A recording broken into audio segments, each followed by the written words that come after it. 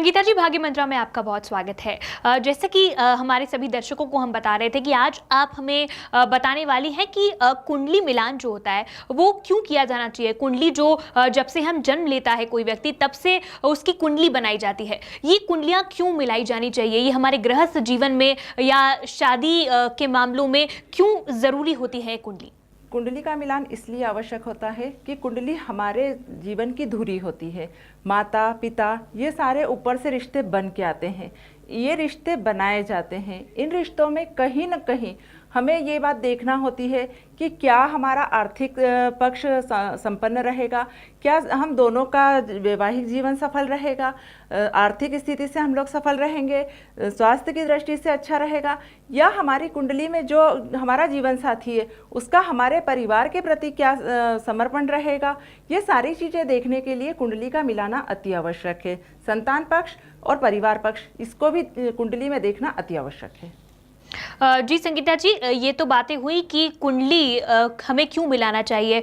शादी से पहले अगर दो लोगों का मिलन होना है तो उनका वैवाहिक जीवन कैसा रहेगा, कैसे उनकी संतान पक्ष किस तरह से होगा, किस तरह मनमुटाव होंगे नहीं होंगे, ये सब देखने के लिए कुंडली मिलाना ज़रूरी होता है। लेकिन वो कौन से मुख्य पहलू हैं जिन्हें कुंडली मिलाते वक्त ध्यान में रखा जाना चाहिए, देखना चाहिए, वो कौन सी ज़रूरी बातें होती हैं? कुंडली मिलान में जरूरी बात सबसे पहले वर पक्ष और वधु पक्ष का आर्थिक स्थिति दोनों पक्ष की किस प्रकार से है, दोनों का स्टेटस क्या है, दोनों एक दूसरे से शैक्षणिक योग्यता दोनों की क्या है, दोनों का वैचारिक विचार क्या है, इन चीज़ों को पहले ध्यान में रखना चाहिए। उसके बाद कुंडली मिलान पे आते हैं। कुंडली मिलान में जो देखा गया है, भ्रकुट मिलान अति आवश्यक है। अगर जीवन में प्रेम नहीं है तो कुछ भी नहीं है, और वैवाहिक जीवन में प्रेम का होना अति आवश्यक है, क्योंकि ये जो समय होता है ये लॉन्ग समय दोनों को साथ में बिताना रहता है, इसमें प्रेम का होना आवश्यक है। इसलिए भ्रकुट मिलान, नाड़ी मिलान जरूरी है। नाड़ी मिलान और भी मिलान सारे देखना चाहिए, पर गण मिलान, नाड़ी मिलान और भ्रकुट मिलान इस पर विशेष ध्यान देना चाहिए।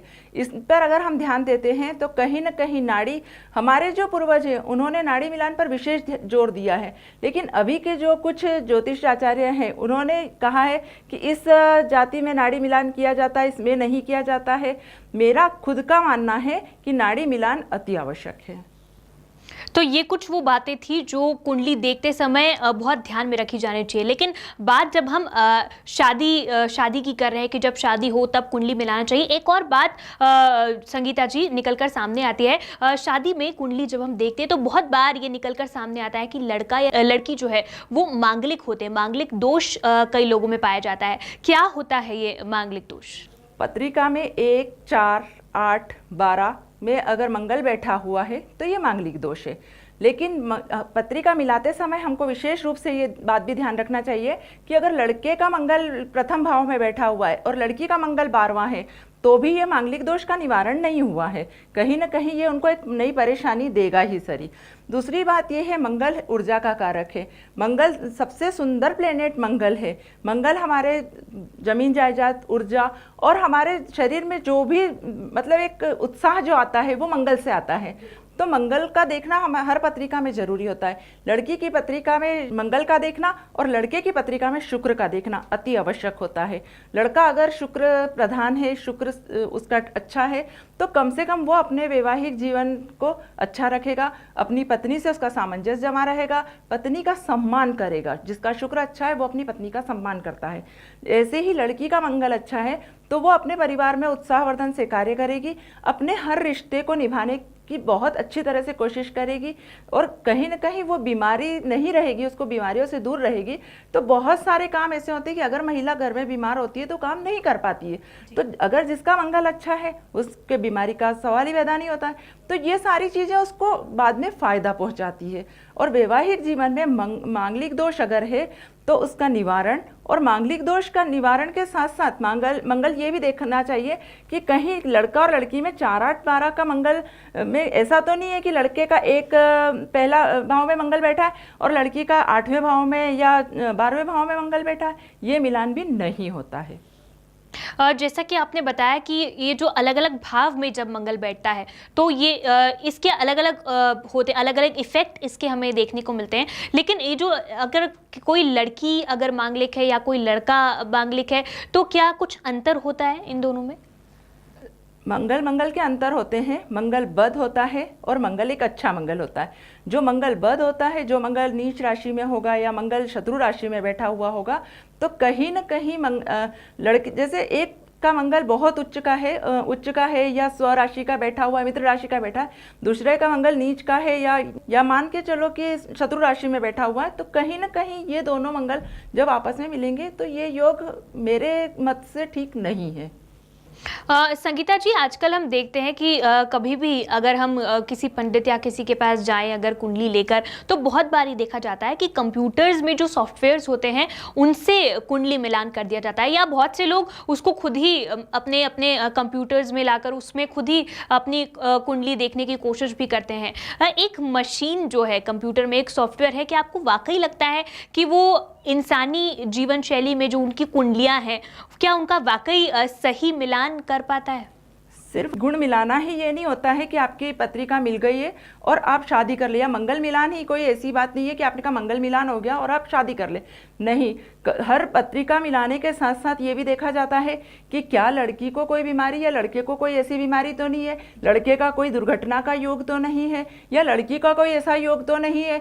दूसरी बात ये कि कहीं ना कहीं वो परिवार में कैसी रहेगी, वो अपने परिवार में कैसी रही है, ये सारी चीज़ों की गणना की जाती है। ये कंप्यूटर गणना थोड़ी करेगा। कंप्यूटर तो सिर्फ आपको 32 गुण निकाल के दे देगा, आप अपने ले जाओ, ऐसा नहीं होता है। कहीं न कहीं ये चीज़ें मायने रखती है। ये जीवन पूरी लाइफ चलने वाला जीवन होता है। इसमें इन चीज़ों का विशेष ध्यान रखा जाता है कि लड़का लड़की दोनों को कोई ऐसा रोग तो नहीं या कोई ऐसी बात तो नहीं जिससे कि कहीं ना कहीं इनका अलगाव हो जाए। लड़के या लड़की में कोई एक्सीडेंट के योग तो नहीं है, या कोई ऐसा संतान संबंधी कोई रोग तो नहीं है, या कुछ ऐसा तो नहीं है जिससे कि ये कुंडली का मिलान तो एक तरफ रह जाए और इनका जीवन दुखमय हो जाए। तो इस तरह सिर्फ आपका कहना है कि गुणों को मिलाने के लिए सिर्फ गुणों जितना ज्ञान जो है वही कंप्यूटर पर जो सॉफ्टवेयर हैं उनसे हमें मिल सकता है। हाँ, बाकी हम लोगों को कम से कम जब ज्योतिषियों को इस बात का ध्यान रखना चाहिए कि बाकी पत्रिकाएं भी बाकी पत्रिका को भी देखना चाहिए कि इन लोगों का गृहस्थ जीवन कैसा रहेगा। संगीता जी, ग्रहों की जो गणना होती है, ये क्या होती है? ग्रहों की गणना है, ये क्या होती है सबसे पहले तो, और हमारा जो गृहस्थ जीवन है, जो भरा पूरा जीवन है, इस पर क्या महत्व होता है इसका? ग्रहों की गणना आज के युग में तो कंप्यूटर चल गए हैं, बहुत सारी चीज़ें चल गई है, लेकिन हमारे मनीषी अगर कहीं ग्रहण होता था, आज नहीं, आज के 100 साल पहले भी ग्रहण होता था, तो उसकी गणना वो 5 साल पहले करके देते थे कि इस समय ग्रहण होगा। ये हमारे लोगों ने करी थी। उस समय तो कंप्यूटर नहीं था, तो ये गणना जो उस समय भी होती थी वो हमारे मनीषियों ने ग्रहों को जो आकाशीय मंडल के हिसाब से जो ग्रह चलते हैं उस हिसाब से उन्होंने की थी, है ना। तो वैसे ही क्या होता है कि गृहस्थ जीवन पे क्या क्या आपदाएं आएगी, क्या विपदाएं आएगी, क्या अच्छा होगा, ये सारी चीज़ें हमारे मनुष्यों ने पहले ही बहुत सारे ग्रहों की विवेचना करके ये तैयार करके दिया है हमको कि भैया ये चीज़ें हैं। लेकिन आज क्या हो गया है कि जैसे फॉरेन में कुंडलियाँ नहीं मिलाई जाती है, वहाँ कुंडली नहीं मिलती है तो क्या होता है, 80% लोगों का तलाक हो जाता है। वो लोग मतलब ध्यान नहीं रखते ना उनको उनके माता पिताओं का ध्यान होता है, आने वाली जो होती है बहू उसको भी अपने सास ससुर का ध्यान नहीं होता है, ना बेटे को अपने माता पिता का ध्यान होता है।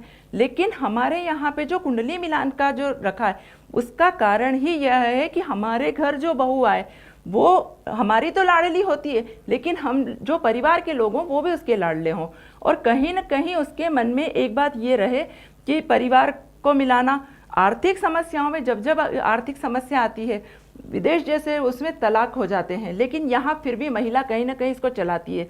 उसका कारण होता है कि हमारे गुण मिलाए जाते हैं, पति और पत्नी दोनों के गुण मिलाए जाते हैं। दूसरी बात ये होती है कि कहीं ना कहीं ये भी बातें देखी गई है कि लोग कहते हैं अरे कुंडली मिलाने से क्या होता है। अरे कुंडली मिलाने से ये नहीं होता है, कहीं आपका हजारों लोग हमारे साथ में सामने खड़े हैं, लेकिन हमको सिर्फ 1 या 2 लोग ही प्यारे हैं। कारण क्या है? कारण ये है कि कहीं ना कहीं हमारे और उनके ग्रह मिल रहे हैं। वैसे ही हम लोग शादी करने के पहले 2 लोगों के ग्रह मिलाते हैं तो वैवाहिक जीवन प्रसन्नतापूर्वक और जैसी भी समस्या होती है दोनों मिलकर साथ उसको निपटाते हैं। तो जैसे कि आपने अभी बताया कि ग्रहों की गणना क्या होती है, गृहस्थ जीवन पे इसका महत्व क्या पड़ता है, किस तरह से हमारे गृहस्थ जीवन को उलट पुलट करके रख सकते हैं, लेकिन इसके जो दुष्प्रभाव हैं वो क्या क्या आने वाले समय में देखने को मिल सकते हैं? इसके दुष्प्रभाव ये रहते हैं कि कहीं न कहीं हमारा भारत पाश्चात्य की ओर जा रहा है ना। आज हमारे घर में सहनशीलता की कमी, सहनशीलता दोनों पक्ष को चाहिए। मैं कहती हूँ बेटा और बेटी दोनों में सहनशीलता रहेगी तो हमारा गृहस्थ जीवन सफल रहेगा। आज के युग में हम बच्चों को सारे गुण देते हैं पर एक ही गुण देना भूल जाते हैं, सहनशीलता। और वही सहनशीलता का अवगुण हमारे बच्चों के सारे कैरियर पे और उसके वैवाहिक जीवन पे इसका असर देखा जा रहा है। तो मेरा खुद का मानना यह है कि हम इस बात का ध्यान रखें कि हमारे बच्चों को सबसे पहले हम थोड़ा सा सहनशील बनाएं।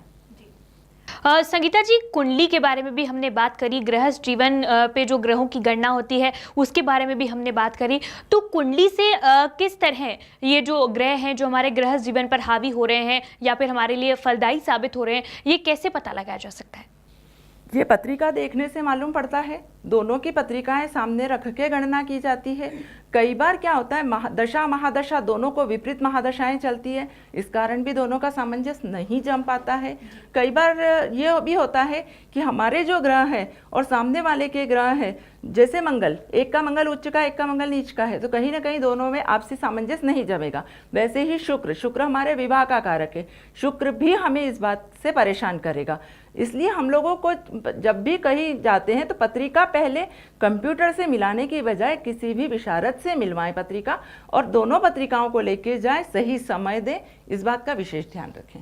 तो इस बात का विशेष ध्यान रखा जाए कि कंप्यूटर जो कि एक मशीन है, सिर्फ उसी पर पूर्णतः विश्वास नहीं कर लिया जाए, उस पर निर्भर ना हुआ जाए, ऐसा कहना है संगीता शर्मा जी का। और किसी विशारद से ही जो उसका ज्ञानी हो उससे ही कुंडलियाँ मिलाई जानी चाहिए एक सफल वैवाहिक जीवन के लिए या एक सफल जीवन शैली के लिए। फिलहाल के लिए एक रुकते हैं छोटे से ब्रेक के लिए, लेकिन ब्रेक के बाद आप कहीं मिल जाएगा क्योंकि 2 लकी हमारे जो व्यूअर्स हैं उनकी कुंडलियाँ यहाँ पर हम देखेंगे और उन्हें उपाय बताएंगे उनकी परेशानियों के। आप बने रहिए हमारे साथ।